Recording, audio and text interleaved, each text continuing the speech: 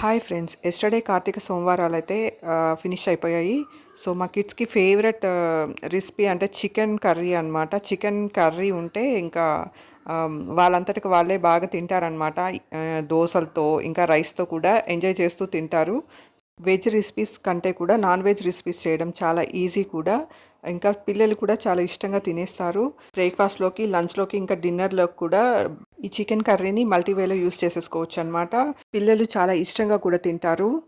ఇంకా ఇక్కడ మిక్స్డ్ వెజిటేబుల్తో కుర్మానైతే చూపిస్తున్నాను. ఇది కూడా పిల్లలకి చాలా ఇష్టం అనమాట. వెజిటేబుల్స్ యూస్ చేస్తాం కాబట్టి మా పెద్దోడికైతే ఈ కర్రీ చాలా ఇష్టం.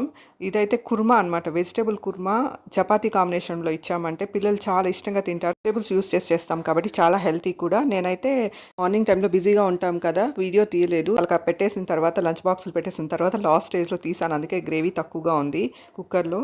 సో చపాతీ కాంబినేషన్తో ఈ గ్రేవీ ఇచ్చామంటే చాలా బాగుంటుంది. ఇష్టంగా కూడా తింటారు పిల్లలు. Thank you for watching my video. Thank you. Please subscribe.